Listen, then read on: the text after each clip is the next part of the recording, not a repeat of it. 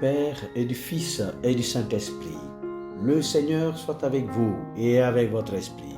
Évangile de Jésus-Christ selon Saint Jean, Jean chapitre 17, du verset 20 au verset 26.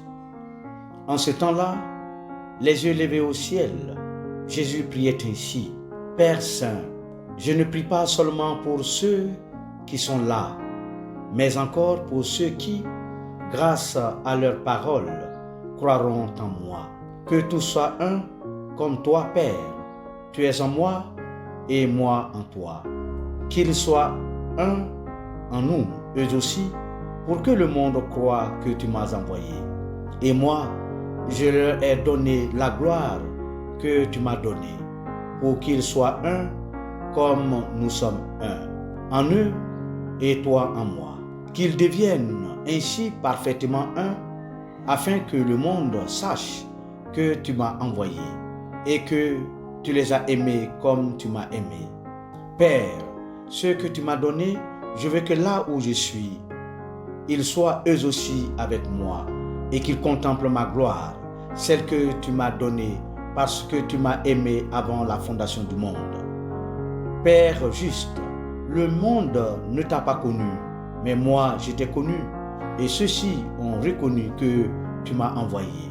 Je leur ai fait connaître ton nom, et je le ferai connaître pour que l'amour dont tu m'as aimé soit en eux, et que moi aussi je sois en eux. Acclamons la parole de Dieu. Louange à toi, Seigneur Jésus. Qu'ils soient un en nous, eux aussi, pour que le monde croie que tu m'as envoyé. Bien-aimés frères et sœurs, voici la clé de lecture qui nous sert de méditation de cet évangile du 7e dimanche du temps de Pâques année C. Eh bien, en contexte, nous nous situons avant l'arrestation, la passion, la mort et la résurrection de notre Seigneur Jésus-Christ. Jésus s'adresse alors à ses disciples qu'il va bientôt quitter à travers un discours qui s'enracine sur les valeurs d'amour, d'unité et de foi. En effet, que le monde croit. Voilà la préoccupation et le souci du Seigneur. De fait, la foi est le chemin que le monde doit emprunter à la découverte du visage de Dieu. Mais ce chemin semble être lié à son union avec son Père.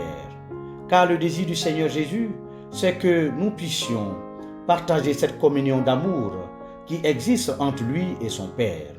Un amour qui doit être à la base de notre foi en lui.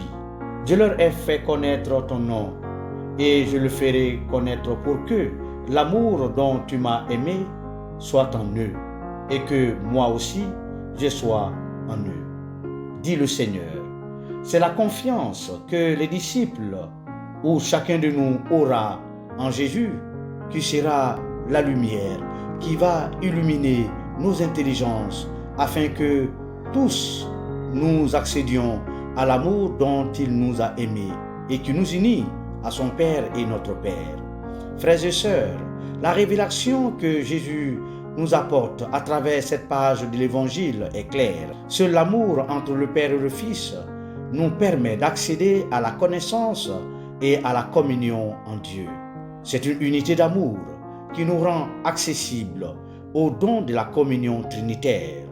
Dans cette communion divine, Jésus nous y conduit et nous y convie à la découverte du visage du Père, qui est un Dieu de miséricorde, d'amour et d'unité. Il nous a conduits à la connaissance de l'amour de Dieu. Lorsqu'il parcourait les rues des villages et les villes de la Palestine, en guérissant les malades, les aveugles, les extropiés, il nous a fait connaître l'amour de Dieu lorsqu'il a redonné la vie à Lazare et à la fille de Jaïr qui était endormie dans la mort. Il nous l'a fait connaître en manifestant sa miséricorde aux pécheurs, aux exclus, aux marginalisés. Nous nous souvenons de Lévi le publicain, de Marie-Madeleine, des lépreux purifiés, de la visite de Zachée, etc. Il nous a montré l'amour qui l'unit à son Père par son obéissance, par sa fidélité, par son amour, par sa volonté d'accomplir coûte que coûte la mission d'amour de son Père. Un amour qui le conduit au don de sa vie sur le bois de la croix. La croix, signe de l'amour de Dieu pour l'humanité rachetée par la mort et la résurrection de Jésus-Christ. Un amour qui nous ouvre à la confiance et à l'unité en Dieu, avec Dieu et avec les autres.